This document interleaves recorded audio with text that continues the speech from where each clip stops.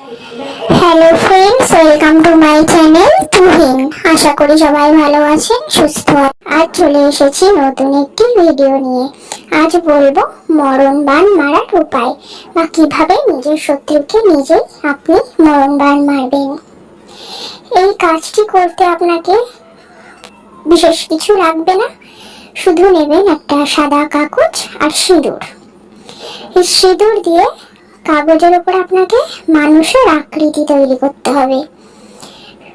গুঁড়ো সিঁদুর দিয়ে যদি তৈরি করতে না পারেন, এটার মধ্যে তিল তেল বা সরষের তেল মিশিয়ে আপনি এটাকে লিকুইড কালির মতন তৈরি করে মানুষের আকৃতি তৈরি করে নেবেন। তারপর তার নিচে সেই শত্রুর নাম লিখবেন, তার বাবা মায়ের নাম লিখবেন, সাথে লিখবেন তাদের ঠিকানা। তারপর স্ক্রিনে দেখুন একটা মন্ত্র আপনাদের দেব, সেই মন্ত্র 108 বার পাঠ করবেন। পাঠ করে কাগজটিকে একবার ফু দিয়ে জ্বালিয়ে দেবেন। তাহলে খুবই সহজ একটা কাজ। এটা শনিবার বা মঙ্গলবার অথবা অমাবস্যা রাতে আপনি করতে পারেন। শনিবার, মঙ্গলবার বা অমাবস্যা রাতে সিঁদুর নিয়ে বসবেন, কাগজের উপর মানুষের আকৃতি তৈরি করবেন, তার নিচে শত্রুর নাম লিখবেন, তার বাবা মায়ের নাম লিখবেন আর ঠিকানা লিখবেন। তারপর 108 বার মন্ত্র বলে কাগজে একটা ফু দিয়ে জ্বালিয়ে দেবেন। চলুন মন্ত্রটি দেখে নিই। রামে নামে জপে দিলাম 18 কোটি বাণ, চণ্ডীর বরে সব করে খান খান, অমুক জাতুই শ্মশান গুরুস্থান, না হলে শিবের মাথা খা। আর একবার বলছি, রামে নামে জপে দিলাম 18 কোটি বাণ, চণ্ডীর বরে সব করে খান খান, অমুক জাতুই শ্মশান গুরুস্থান, না হলে শিবের মাথা খা। এখানে যেখানে আমি অমুক বলছি, মন্ত্র পাঠ করার সময় সম্মুখের স্থানে অবশ্যই সেই সূত্রের নাম দিয়ে আপনি এটা পাঠ করবেন। খুব সহজ একটা কাজ। আমাদের চলার পথে আশেপাশে ব্যবসা বাণিজ্যের ক্ষেত্রে, চাকরি স্থানে কিংবা পরিবারের মধ্যেই অনেক শত্রু থাকে। তারা বন্ধু আত্মীয় রূপে বাস করলেও আমাদের পিছন থেকে অনেক ক্ষতি করছে। ধরুন ব্যবসায় উন্নতি হতে দিচ্ছে না, চাকরিতে প্রমোশন হতে দিচ্ছে না, বা পরিবারের মধ্যে একে অপরের মধ্যে ঝামেলা বাঁধিয়ে রাখছে, কোনো মাঙ্গলিক কাজ হতে দিচ্ছে না। আপনি বুঝতে পারছেন কি আপনার ক্ষতি করেছে, কিন্তু সরাসরি বলতে পারছেন না। এগুলো তো বলা যায় না সরাসরি, এগুলোর প্রমাণও করা যায় না, কিন্তু আপনি নিজে বেশ বুঝছেন কে আপনাকে গোপনে ক্ষতি করে চলেছে।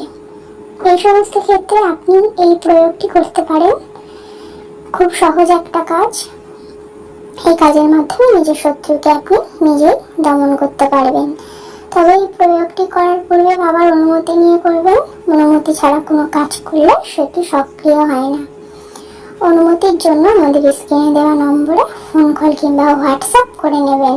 আর কেউ যদি কোনো কাজ নিজে করতে না পারেন, সরাসরি বাবার থেকে এসে করিয়ে নিতে চান, তাহলে আমাদের এই যোগাযোগ যে নম্বর দেওয়া আছে, এই নম্বরে যোগাযোগ করবেন, করে অ্যাপয়েন্টমেন্ট নিয়ে তারপর আসবেন।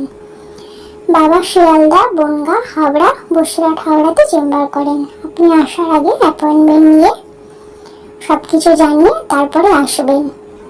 আর এই সমস্ত কাজ কেউ নিজে থেকে করতে যাবেন না অনুমতি ছাড়া, তাতে কিন্তু আপনার ক্ষতি হবে। সেই ক্ষতির দায়ভার আমরা নেব না, সম্পূর্ণ সেই ক্ষতির দায় আপনার থাকবে।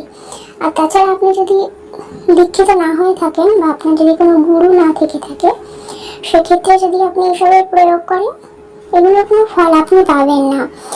সুফল তো আপনি পাবেন না, এমনও হতে পারে আপনার ক্ষতি হতে পারে, উল্টো আপনার বিপদ হতে পারে। তাই এই সমস্ত কাজ নিজে থেকে না করাই শ্রেয়। যদি আপনার করার প্রয়োজন থাকে, তাহলে অবশ্যই বাবার অনুমতি নিয়ে করবেন। আর একটা কথা, ধরুন কারোর প্রতি আপনার হিংসা বা ঈর্ষা আছে, এগুলো থাকতেই পারে, কিন্তু সেই হিংসা বা ঈর্ষা থেকে আপনি চাইছেন তাকে মেরে ফেলতে, বা তার চরম কোনো ক্ষতি হোক, শারীরিক অসুস্থতাতে সে পড়ে থাকুক, এরকম চেয়ে কারোর ক্ষতি বা এই ধরনের বাণীর প্রয়োগ করতে যাবেন না। এতেও কিন্তু আপনাদের ক্ষতি হবে। কারণ উদ্দেশ্য যদি অসৎ থাকে, আপনি যতই চেষ্টা করুন, যেখানেই যান, কোনোভাবেই আপনি সফল হবেন না। উদ্দেশ্য অবশ্যই সৎ রাখবেন। যদি আপনার প্রয়োজন পড়ে এই সমস্ত পন্থা অবলম্বন করার, একমাত্র তবেই করবেন। হিংসা বা ঈর্ষাবশত বা কারোর সাথে নিজে থেকে শত্রুতা তৈরি করবেন না, কারোর ক্ষতি করার চেষ্টা করবেন না। কারোর ক্ষতির উদ্দেশ্যে সব কাজ করলে আপনি নিজেই ক্ষতিগ্রস্ত হবেন, নিজে বিপদে পড়বেন।